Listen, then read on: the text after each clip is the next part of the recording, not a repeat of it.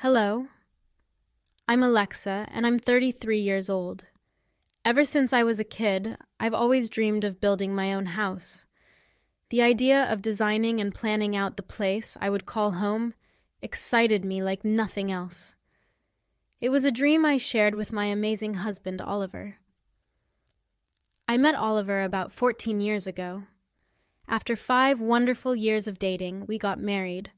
Our relationship has been filled with love and happiness. We looked forward to owning our own house one day.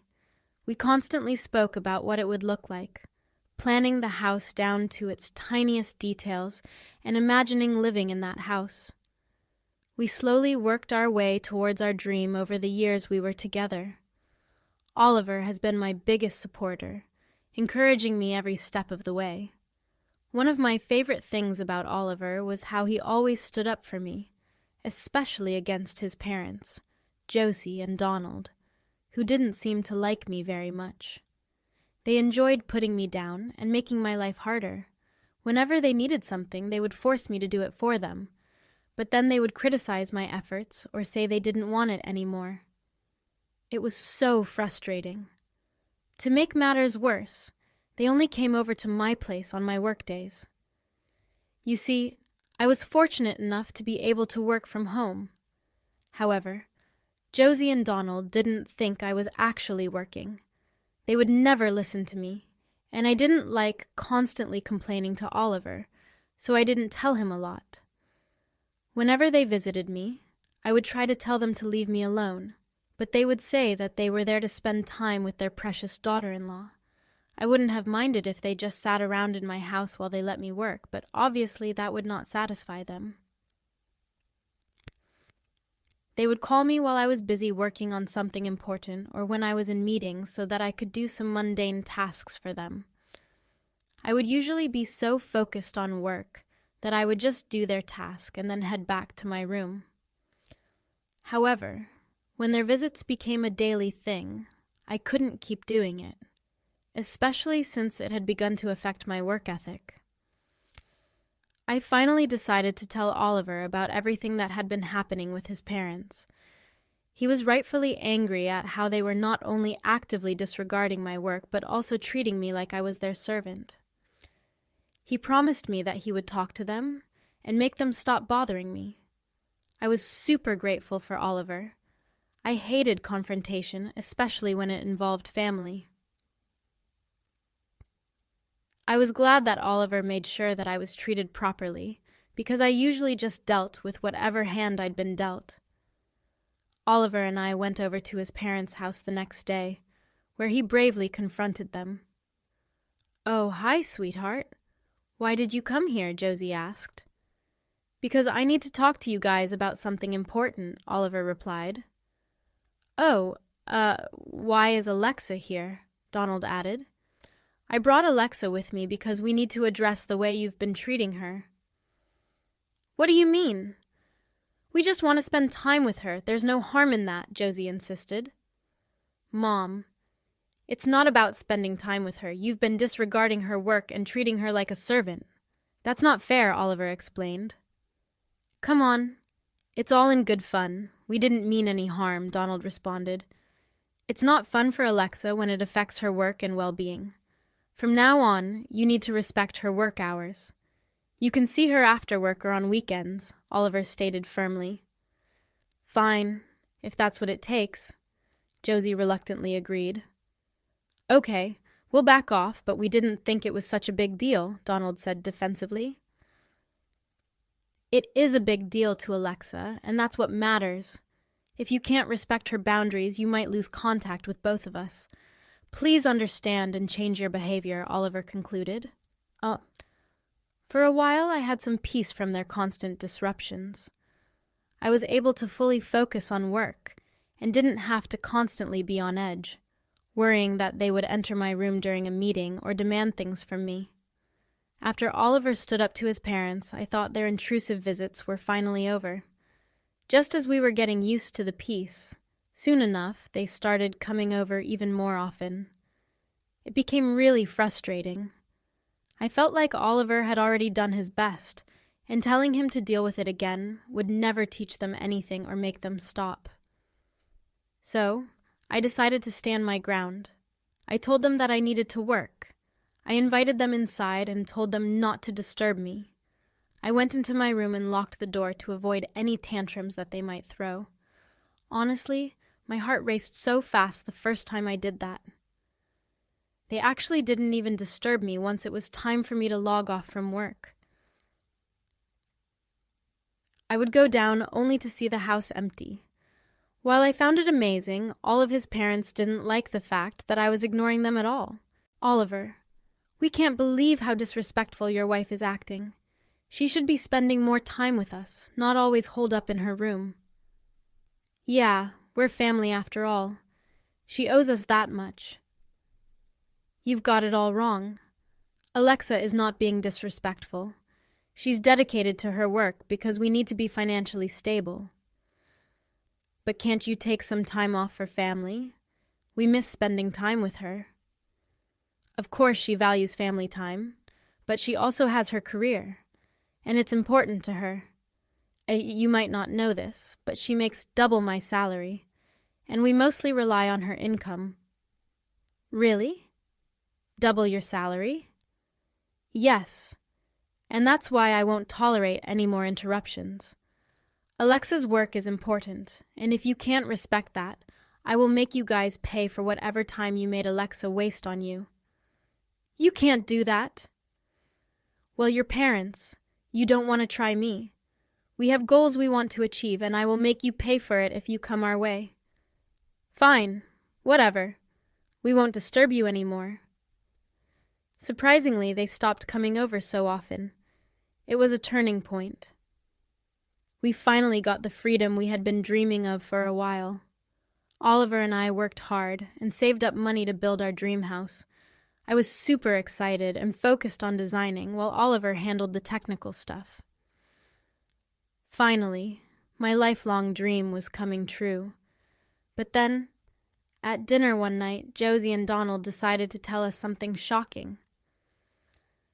"We expect 2 more rooms in your new house because we are going to live with the 2 of you." "Excuse me? Who gave you the right to make the decision without even asking us?"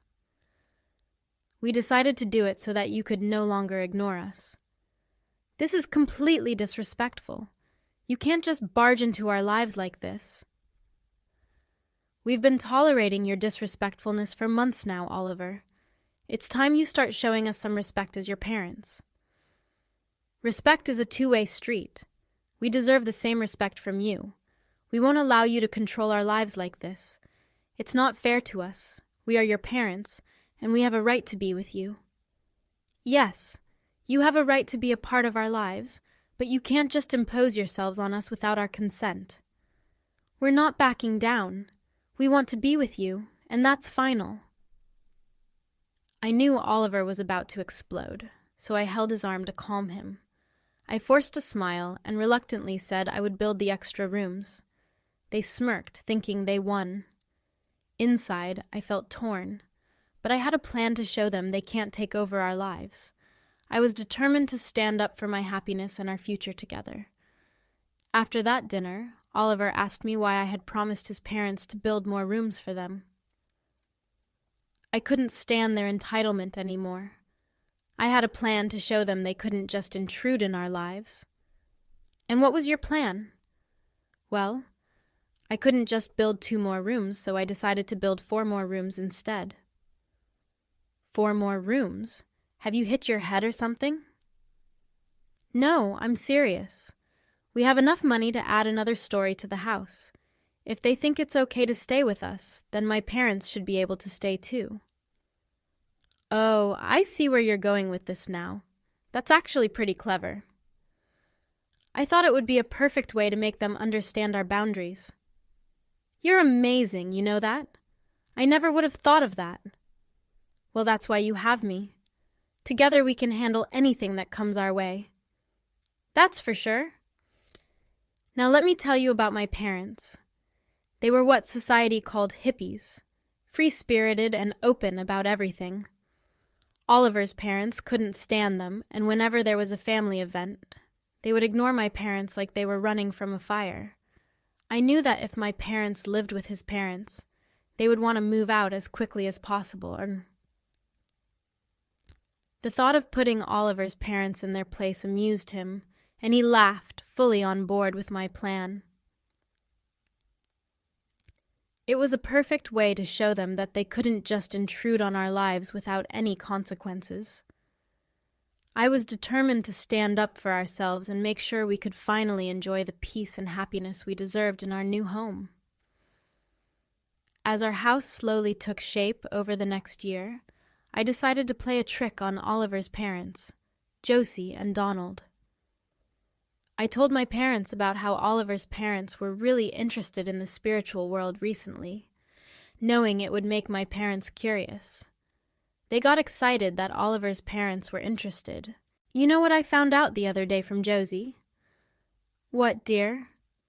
She told me that she and Donald had begun looking into the spiritual world. She kept talking about how fascinating it all was. She was talking about it for a while, you know? It made me think of you guys. Oh, baby. That's super cool. Though I didn't think that Donald or Josie would ever be spiritual people, but that's awesome. Yeah, I'll probably have to hear a lot more about it, though. What do you mean?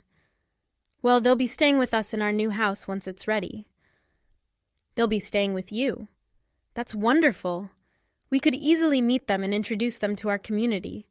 I'm glad you're excited about it, because there are extra rooms. You can stay with us and get to know them better. Really? That's fantastic news. We'd love to stay with you and be a part of this experience. Great! We can make all the arrangements once the house is ready. It's going to be an interesting time, and I think you'll get along well. We can't wait to welcome all of his parents and show them around. Thank you for inviting us, dear. You're welcome, Mum and Dad. It'll be a memorable time for all of us. Let's keep this as a surprise for Oliver's parents until they move in. But I didn't tell Josie and Donald about this. We just invited them to move in once the house was done. When Oliver's parents arrived, they seemed smug. Little did they know Oliver and I had prepared contracts for them. The contracts had strict rules, like staying early on the first floor for maintenance or leaving the house. Josie and Donald signed without reading the fine prints. I showed them their rooms on the first floor, but I made sure my parents didn't arrive at the same time. I wanted to keep them apart for now and see how things played out. It was my way of showing Josie and Donald that they couldn't just come into our lives without consequences. I wanted peace and happiness in our new home, and this was my plan to make sure of it. After a peaceful camping trip, we returned home to find Oliver's parents upset that I invited my parents to live with us. They yelled at me for inviting my parents to live next to them. How dare you invite your parents to live with us? We had to endure all their weirdness for the past week, and we couldn't even complain to you and Oliver. What do you mean by weirdness? They played the tambourine, rang bells, and chanted marches at 2 a.m. We couldn't sleep properly the entire week. Well, that's part of their spiritual practices. It shouldn't be a problem. They also burnt herbal incense and sage, making our eyes water and causing us to sneeze and wheeze. Why didn't you ask them to compromise? We tried, but they threw a tantrum and accused us of being intolerant. You chose to stay here knowing their lifestyle. You have to face the consequences. Exactly. And if you can't tolerate Alex's parents and respect the contract, you're free to leave. Oh, now you're just selfish, Alexa. You only care about the contract because it benefits you. That's not true. You're the ones breaching the contract by confronting us downstairs. We clearly stated you're not allowed to leave the upper floor under any circumstances. Oliver opened a drawer and took out the contract, slamming it in front of them. If you had read it seriously, you'd know your actions are against the agreement. You have a choice. Either go back upstairs and tolerate Alex's parents, or leave our house and our lives forever. You're being manipulated by Alexa to embarrass and endanger us. No. I see how badly you're treating Alexa. I won't let the mother of my child go through this difficulty."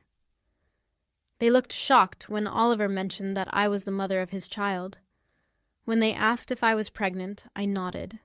Their faces lit up with joy. They congratulated and hugged me. I was caught very off guard. One minute we were arguing, and the next we were hugging. I didn't know how to feel, and honestly, I didn't care enough to actually figure it out. I just wanted them out of the house. Apparently, they wanted the same thing, but not for them. They wanted my parents out even more. Now, I wanted to agitate Josie and Donald even more, so I said something, even though I would absolutely not be following through with that. "Alexa, please ask your parents to leave so we can be part of our grandchild's life in peace and support you during your pregnancy. Our child will follow the same lifestyle as my parents, and I believe they'll benefit from their presence." "What? You can't be serious." "I am. It's important for our child to be raised in an environment that respects our beliefs." "Well, if you don't make them leave, we'll remove you, Oliver, and the child from our will." "That's your choice. But you should know that we know all about your financial struggles. It would be a lot smarter for you to use your assets to support yourselves." "You can't talk to us like that." "Yes, I can. You're standing in our house, and we get to speak to you however we want. We need you to leave. That's it. No more discussions." Enough was enough. So we served Oliver's parents an eviction notice, giving them 15 days to leave. They tried to convince us to let them stay, but I knew better. I reminded them that legal fights would cost more and that leaving was best for them. Politely, we escorted them out, and they left feeling defeated. Later, my parents also moved out because their plan to connect with Oliver's parents didn't work. I was sad, but I knew it was for the best. With both sets of parents gone, Oliver and I finally had the peace we deserved. We enjoyed being at home without interruptions or bullying from Oliver's parents. It felt great to have our space back. Over time, Oliver's parents tried to reach out, but the damage was done. We stood strong, knowing our choice was right for our family. As our child grew inside me, we created a happy home. We prepared the nursery together and waited for our little one. Oliver was a great partner, supporting me, and our love grew stronger through the challenges. We learned important lessons, setting boundaries and standing up for ourselves. Our home became a safe place to be ourselves. Oliver and I cherished peaceful moments, cooking, reading, and walking, without our parents around. We focused on our family life, which taught us to protect our happiness and well-being. We didn't let anyone control us, and we made a loving haven for our family. Each day, our bond grew, and we knew together we could face anything. Sure. "All right, everyone's presentations are done," Nick, the manager, said as he tried to move the discussion forward. "Excuse me, I haven't. I recently found out something." Nick interrupted me and began to speak. "There's apparently someone in this department who didn't graduate high school and is just a part-timer. Meetings should be for employees only." "Absolutely right." His lackey, Mike, of course, agreed with Nick. "I'm leaving." After leaving the meeting room, I started to shut down my computer. I noticed that an email had arrived, not in my personal inbox, but in the company's shared email. Thinking, there's no point in speaking up, no one will listen, I went home quietly. The next day, I heard a commotion from Nick's desk. He was staring at his computer screen, his face pale. "Nick, is something wrong?" Mike looked at the screen with him. And he turned even paler than Nick. Why is he so angry? Knowing the reason for Mike's distress, I thought to myself, serves them right. My name is Adam. My mother passed away when I was in the 9th grade, and I was raised by my father. Well, you could hardly call it being raised. After my mother passed, my father changed. He drowned his sorrows in alcohol, and though he still went to work, he squandered our living expenses on horse racing. Because of that, I had to start working part-time as soon as I entered high school. Every month, I went to the convenience store with bills in hand that couldn't be auto-deducted from my father's account. Even though I endured it because I didn't want to be alone, I reached my limit in my second year of high school and dropped out. I found a live-in job at a distant inn. Thank you for everything. The day I left home, my father, still staring at the TV, spoke. Take care. That was our last conversation. Back then, 18 wasn't the age of majority, so I needed my father's permission to work, and I couldn't hide my place of employment. Yet, my father never visited me even once. I kept working just to survive, and before I knew it, I was 42. Years of hard work paid off, and I was transferred to the headquarters. I was thrilled to be recognized by the company, as I thought I'd be working in the field until retirement due to my lack of formal education. Listen up. Our work can change the future of our employees. Don't drag us down. On my first day after the transfer, Nick, dressed in an expensive suit, spoke sternly. There was a reason for this. Our inn was located in a prominent tourist destination, known so well that everyone in the state could sing its commercial jingle. At its peak, we had 5 locations within the state. But that was long ago. Due to financial difficulties and aging facilities, only the place where I had worked for many years and the original establishment remained. I was prepared to lose my job anytime, but now there was a glimmer of hope. With the rise of social media, the tourist area where the inn was located started gaining attention again. Depending on how hard the sales department, where I was transferred, worked, we could either thrive or be forced to give up this prime location to the new hotel chains continuously popping up. For Nick, who had switched careers from another industry to strengthen our sales, this was a battle he couldn't afford to lose. I understood why he had to be strict. I will do my best. Nick sneered at my enthusiastic declaration. Did you not hear what I said? I'm sorry. I thought I was listening carefully. Out of habit from years of customer service, I apologized reflexively, though I had no idea what had offended him. Someone was watching me with a smirk. In this department, there are those who are expected to excel and those who have been shoved here because they have nowhere else to go. You are the latter.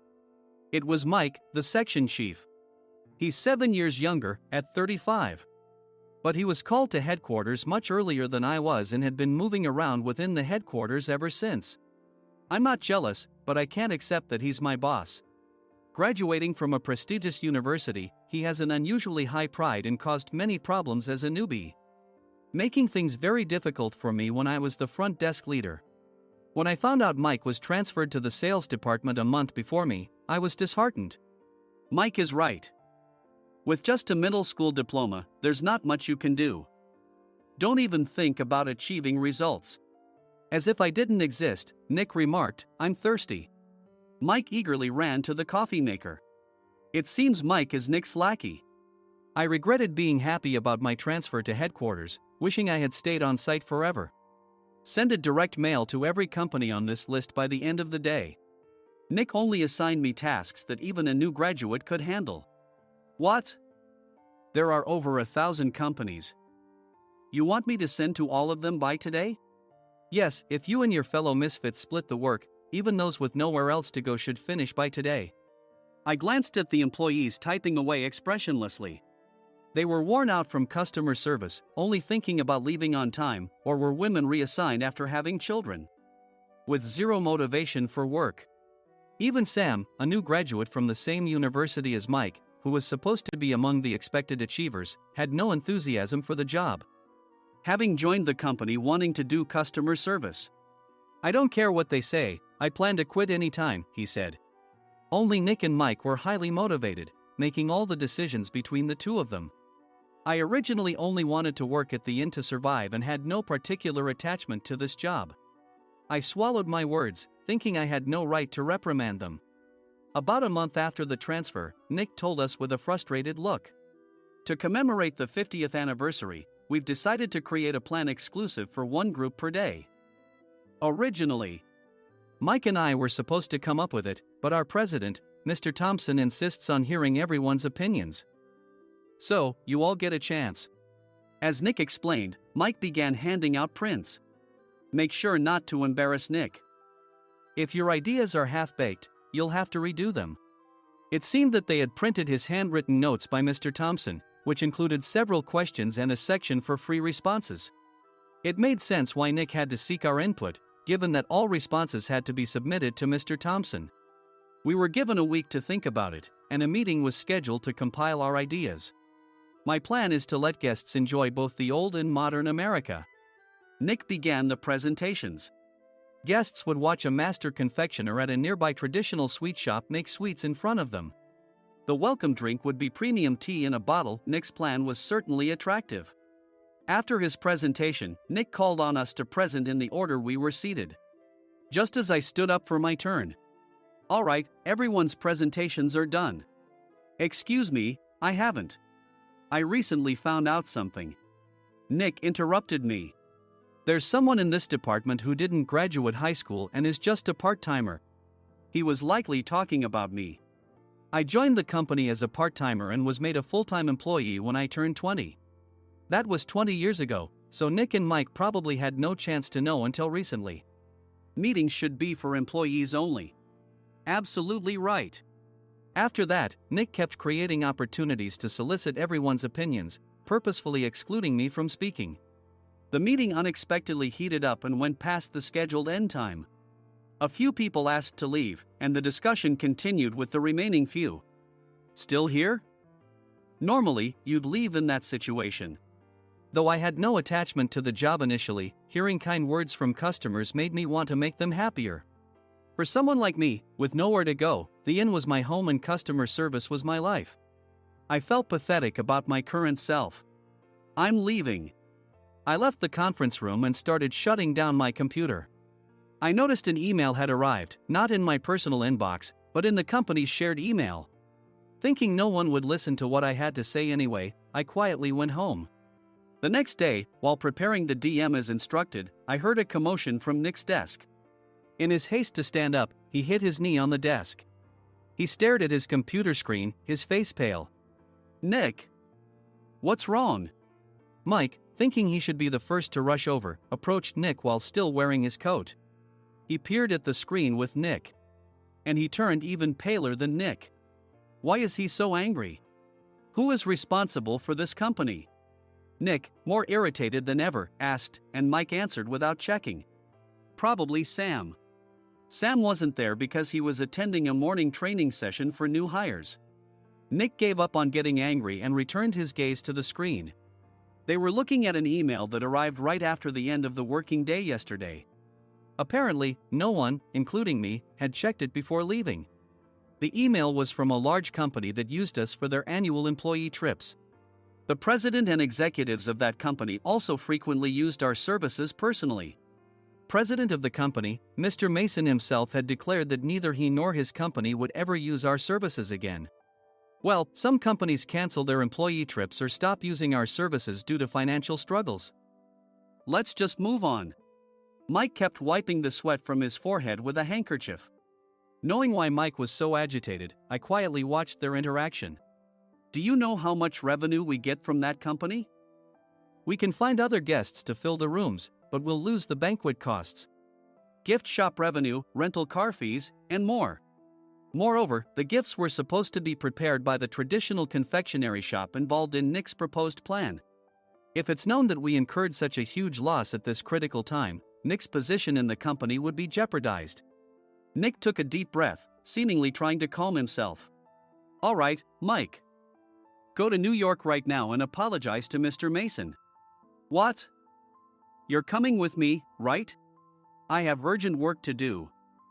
I trust you, which is why I'm entrusting this to you. Please. Mike, believing Nick's sincerity, agreed with a determined look on his face, saying, yes. That's Nick for you. Even if Mike went to apologize, Nick would shift all the blame onto him if the client didn't change their mind.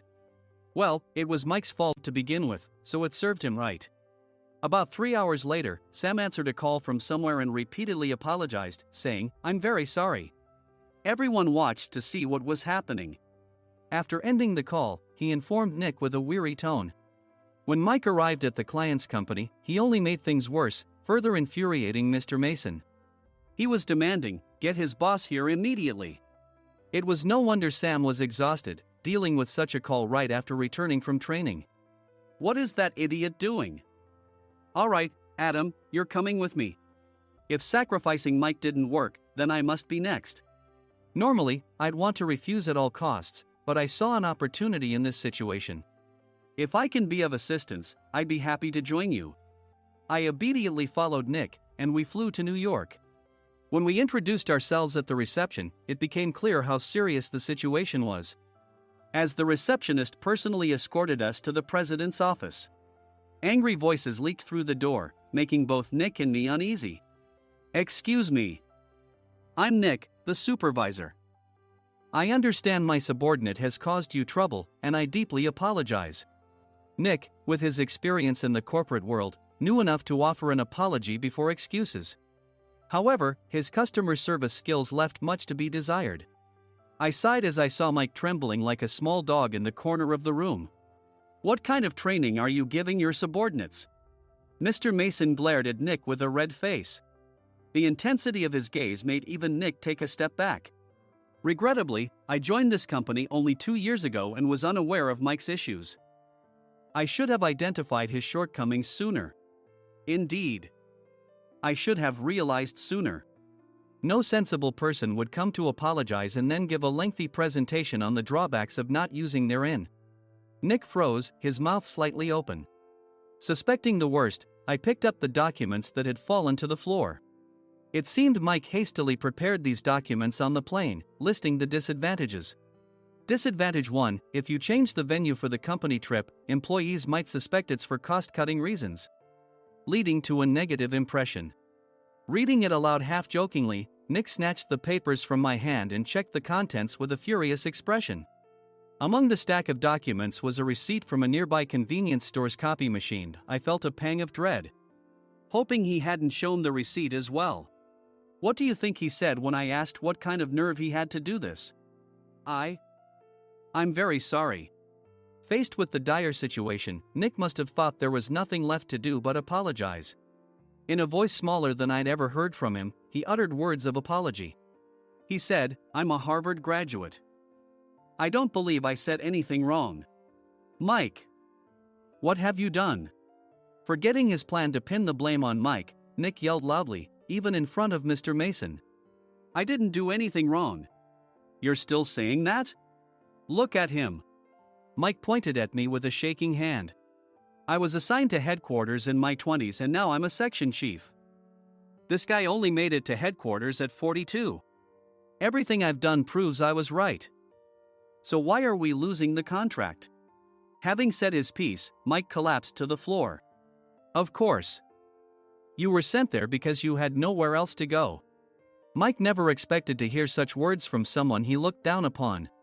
He lunged at me, and Nick hurriedly stepped in to stop him. Mr. Thompson told me Mike is a quick thinker, and to take good care of him. There's no way he was pushed aside. Don't make things worse here. He didn't say quick thinker, he said only quick-witted, didn't he? I don't remember that part. I recalled the many troubles Mike caused when he was a newbie. When Mike was on the front line, his pride was so high that he never apologized to customers. Customer service, especially in our job, doesn't work alone. It brings both good and bad situations. If the front staff or housekeepers made mistakes, or the cleaning company didn't properly clean a room, one had to apologize to the customers regardless of personal fault. Mike, in such situations, would never apologize, insisting he wasn't at fault. This often angered customers, and as the front desk leader, I frequently had to apologize on his behalf. He caused complaints and disrupted operations, which is why he was quickly moved to headquarters. In departments where he didn't interact directly with customers, his quick thinking was beneficial and things went well. But it seemed his flaws were starting to show. Corporate reservations are supposed to be entered into the system by the sales representative.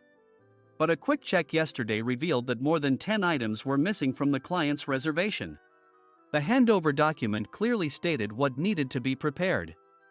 Why didn't you enter it into the system? Why do we have to give them special treatment? Filling rooms near the banquet hall, setting up all the food in advance. Specifying the brand of wine, they're too demanding. No wonder he always angered customers, I thought, feeling a headache coming on. Grouping them in rooms near the banquet hall is for our benefit too. It makes it easier for the staff to set up beds and serve breakfast since everyone's schedule is synchronized. As for the other requests, Mr. Mason suggested them to lighten our load. I didn't know that. Nick finally seemed to realize that Mike was the one who had angered the client. What did you say to them?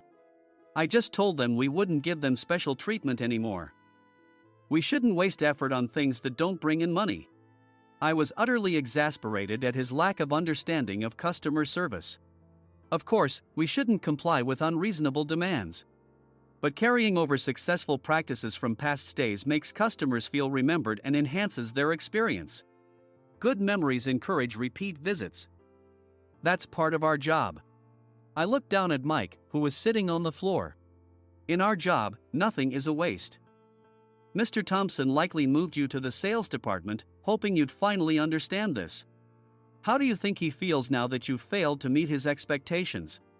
Mike, tears in his eyes, fled the president's office. I was amazed he still hadn't apologized. You have it tough, Adam. It's okay, we're all employees of the same company. I deeply apologize for this disrespectful incident. Especially after all the care you've shown us. If it weren't for you, Adam, I really would have stopped staying here. When I heard you were moving to the sales department, I was willing to reconsider if you handled it. Seeing us talk so amicably, Nick's face contorted. Do you two know each other? Adam's service is excellent. I always requested him specifically. Normally, we don't accept specific staff requests, but we made an exception for Mr. Mason, adjusting my shifts accordingly. He had personally stayed at our hotel just before my transfer, and during casual conversation, I mentioned, I'm moving to the sales department soon. If I hadn't told him then, things could have been much worse. Please continue to take care of us. I look forward to it. On the return flight, Nick awkwardly offered me a can of beer. It's still working hours. Of course, I had no intention of forgiving him for a single beer. Nick might try to pin everything on Mike and avoid any consequences.